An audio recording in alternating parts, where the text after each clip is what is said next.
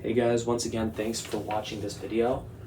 And today I'm going to be talking about something that's a little dark, a little controversial, but it's basically why humans are some of the most egotistical people and beings in the world.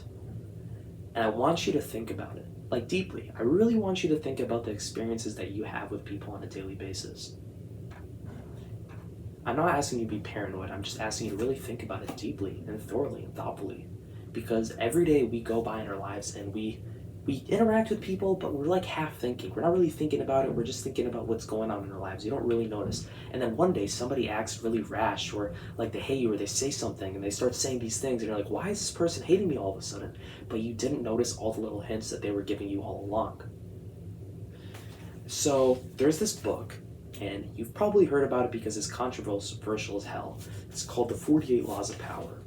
I lost the cover here, but The 48 Laws of Power. And it's written by this guy, Robert Greene, and it's essentially about how humans can be extremely egotistical, but they try to put on a very false and fake front where they smile at you. And you go out, and today, compared to the past, it's really, really artificial. In the past, if you did something wrong, it costs you your life. Today, if you do something wrong, it'll still cost you, but in a different way. People will be indirect about how they respond to it. And my point is that and the point of this book is that humans are very egotistical, and there's a lot of darkness behind what people try to present. People try to present this world to make it out to be a moral and virtuous world, but you don't notice that there's actually a little bit of immorality and hatred and resentment that's hiding behind the scenes. And I think it's important that that is brought to light, which is what Robert Greene in his book has done. And it's especially done that for me. And I've had people where when I would tell them that I'm reading this book, they would tell me, don't read that book. It's wrong. It's not true. But the more and more I read about it, the more and more I could relate with the experiences of my life. But they were just so, how do I say it? They were just so indirect. Nothing was direct, but you could just feel it. You could sense the relatedness with the laws in this book. So let me give an example. When I was a sophomore year, I was pretty obese and fat. And I went on this major cut, and I noticed that there were some people that I was pretty chill with, and I had these good friends, and I still do. I have a lot of good friends. It's just different. Like, I have different friends now, and I'll tell you why.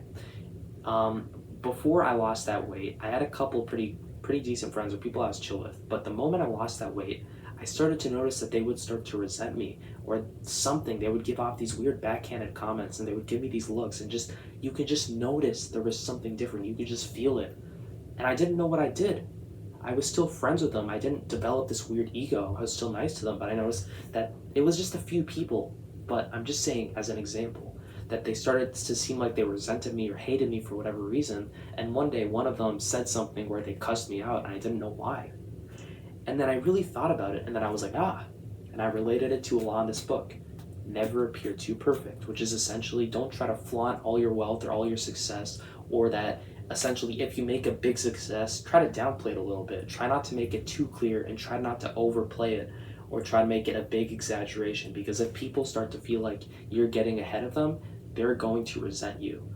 This is a world where people should be happy for one another, but unfortunately that's not always the case. There are always going to be people that pray for your downfall or don't want you to succeed, and they don't. It's like a competition between you and them, but it's just so indirect. It's so under the covers. You don't actually notice it, but it's there. Then there was another experience in my life. Never outshine the master. It's basically, if you have somebody that's ahead of you, say it's an instructor or it's your boss or whoever it is, you never want to make them feel jealous or insecure, or that as if you are outshining them, or that you're trying to take their spot, or that you're doing better than them. And an example is, I'm not even going to be specific here, but there was an instructor I had in something, or someone that kind of was above me, and he would give me advice, and he was really nice to me. And one day he asked me to really demonstrate how good I am. So I started to demonstrate, and he started to see that I was actually pretty decent. And what I noticed is that he started to seem a little insecure ever since. Ever since he was around me, he'd be very quiet around me. He would cut conversations short. He would make a couple backhanded comments that sounded a little mean, but I didn't know. And then it came across this law. The very first law of this book, never outshine the master. And I related it with it. And these things could be by coincidence, sure. But come on, there has to be some sort of a correlation with my real life experience and the laws of this book. This guy didn't write this book for whatever reason. He wrote it because he could definitely see the correlation within his own life. And I'm seeing the same things too. Another one, court attention at all costs. Let me give a clear example you all know about. So first of all, this law is talking about how you should do in getting power. There are people out there who do whatever it takes to get to gain the recognition of other people. They do whatever it is. They even sacrifice their own respect for themselves, which I don't think is really a good thing. So let's talk about Andrew Tate here, right? We've all seen that guy's face. That guy has become one of the most freaking popular people in the world. And I want to make it clear, I don't agree with the stuff he says. I don't like what he says. I'm not talking about opinions here. I don't agree with the stuff that he says or the controversial stuff that he says. I think it's wrong what he says. That's not my point. My point is about the fact that he was willing to sacrifice the respect that a lot of people had for him. You know, it came at a price. The things that he was saying came at a price where there were people that started to hate on him for it. But if you notice, he gained a lot of recognition. A lot of people started to talk about him. The world is talking about him simply because he was able to do something different. He was able to do something different to make himself stand out and gain attention. And if you notice, even though he had a lot of haters, he managed to influence a hell of a lot of people, and a lot of people started to like him and started to become his like fanboys or his fan gang. And it's simply because he was able to court attention at all costs or do something different, even though it was controversial. And I don't agree with the stuff that he says or the stuff that he did. I'm just giving examples of how there are these egos behind everything. There is immorality, and that the whole world isn't virtuous, and that humans can be some of the most egotistical people in the world. There is a lot of hate and resentment, but I feel like I'm not saying this to make you paranoid. I'm saying this to make you aware, but to also become at peace with yourself.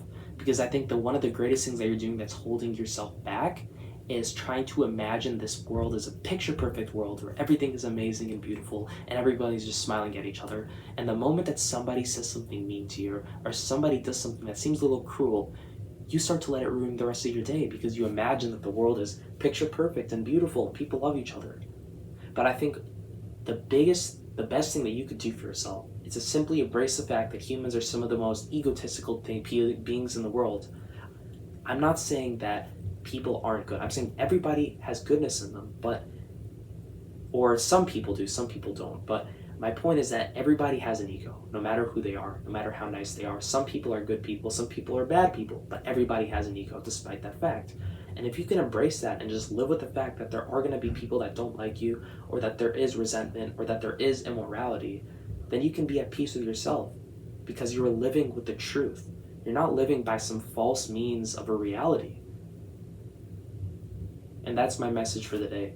Simply embrace life as it is. Accept that there are bad things in the world and good things, and learn to deal with it, and not letting your external environment determine how you feel internally. Thanks again for watching this video, and I hope you guys will have a great rest of your day. Adios.